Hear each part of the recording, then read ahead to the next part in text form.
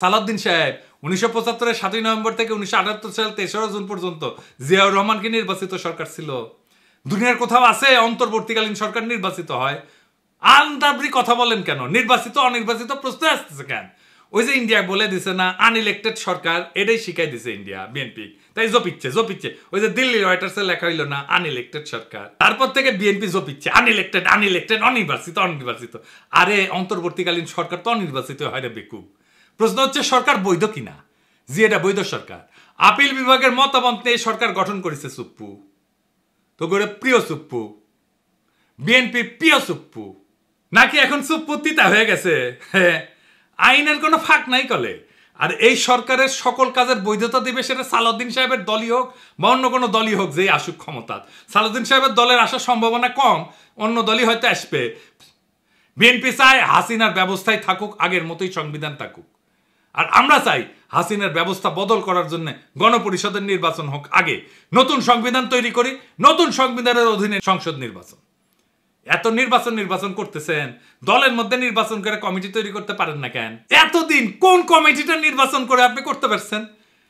নিজের কোন কমিটি? নিজের কমিটি করতে পারেন না নির্বাচন করে, আর জাতীয় নির্বাচন নিয়ে মাথা খারাপ করে ফেলছেন। আর ভাই আপনার তো দলেরই ঠিক নাই। মির্জা আব্বাস কয় এটা দ্বিতীয় স্বাধীনতা না। হাসিনার বিরুদ্ধে লড়াই যারা করেছি তারা কেন ঐক্যবদ্ধ নাই? এটা একটা সাধারণ মানুষের প্রশ্ন। এই প্রশ্নটা সঙ্গত, আর এটাও সঙ্গত যে আমাদের ঐক্য থাকারও কথা না। দ্বিতীয় বিশ্বযুদ্ধে হিটলারের বিরুদ্ধে আমেরিকা, রাশিয়া, ব্রিটেন একসাথে লড়াই করেছে।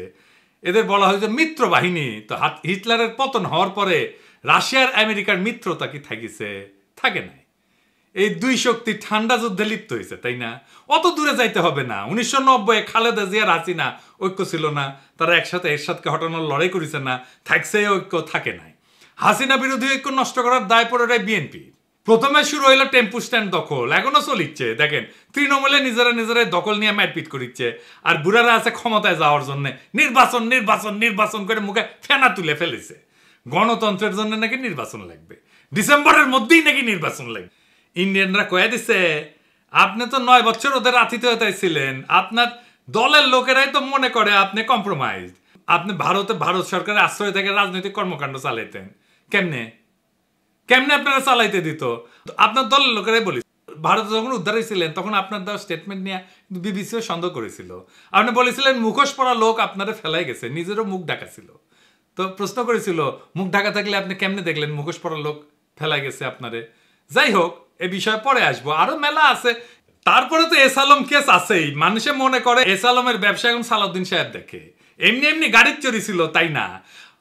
সালাউদ্দিন সাহেব যখন ধরা পড়েছিল না, তখন এস আলমের ব্যাংকের এক ম্যানেজারের বাসার থেকে ধরা পড়েছিল। এস আলমের সাথে আপনার এত খাতির কেন সালাউদ্দিন সাহেব?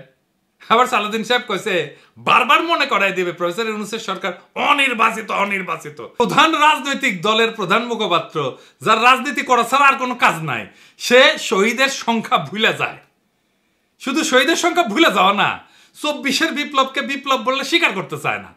আপনার ওটা মুখ না হাসিনার সাথে তফাৎ কি? হাসিনা চোখে মুখে মিছা কথা কইতো, আর সালাউদ্দিন সাহেব নিজে যা বলছে সেইটা 1 বছর না যাইতেই ঘুরে ফেলছে। ক্ষমতায় গেলে কোনো প্রতিশ্রুতি রাখবে এরা? রাখবে না। তার স্যাম্পল তো এখানেই। আর সে কি রাজনীতি, সংবিধান এসব বুঝে? সমস্ত কথাবার্তা যে কয়, আসে না এটা একটু দেখ। সংবিধানও বুঝে না। বাংলাদেশের জনগণ সংবিধান রচনা করবে। অবাক ব্যাপার কি জানেন? বাংলাদেশের মানুষ এই 55 বছরে একবারও নিজের সংবিধান নিজে রচনা করতে পারেনি, একবারও না। বিষয়টা বুঝায় বলি। ধরেন আপনি পরীক্ষা দেবেন, আপনার প্রশ্ন করবে কে? আপনার টিচার তো, তাই না? আপনি তো আপনার পরীক্ষার প্রশ্ন তৈরি করতে পারেন না। সংবিধান রচনা বা সংশোধন সেই রকম। আপনি যখন সংসদে বসেন তখন আপনি সংবিধানের আলোকে তার নির্দেশনায় আইন তৈরি করেন। আইন তৈরি করাই সংসদের কাজ। এলাকার উন্নয়ন সংসদের কাজ না। এলাকার উন্নয়ন পৌরসভার কাজ বা সিটি কর্পোরেশনের কাজ বা ইউনিয়ন পরিষদের কাজ। সংসদ সদস্য আসলে পৌরসভার চেয়ারম্যান মনে করে নিজেকে। রাষ্ট্র তাই করে, তার মাধ্যমে উন্নয়ন প্রকল্প করে। এর ফলে যাদের উন্নয়ন করার কথা, যে স্থানীয় সরকার, তারাও শক্তিশালী হয় না, আর এই এমপি গুলো ধান্দার মধ্যে ঢুকে যায়। উন্নয়ন প্রকল্প করলে টাকা খরচা করবে এমপি, টাকা মারা যাবে উন্নয়ন প্রকল্প থেকে। যেই সংবিধানের আলোকে আইন তৈরি করবে সেই সংবিধানে সে হাত দিতে পারবে না। তো এই উন্নয়ন প্রকল্পে কেন এত এমপির খায়েশ জানেন? উঠে গেলে টাকা মারা যাবে উন্নয়ন প্রকল্প থেকে। এই জন্যেই এই এমপি হইতে চায় যেই সংবিধানের আলোকে আইন তৈরি করবে সেই সংবিধানে তো সে হাত দিতে পারবে না, তাইলে তো সে সংবিধান এমনভাবে বানাবে যে তার সুবিধা হয়। তাই সংবিধান রচনা করে গণপরিষদ। গণপরিষদের কাজ শুধু সংবিধান রচনা করা।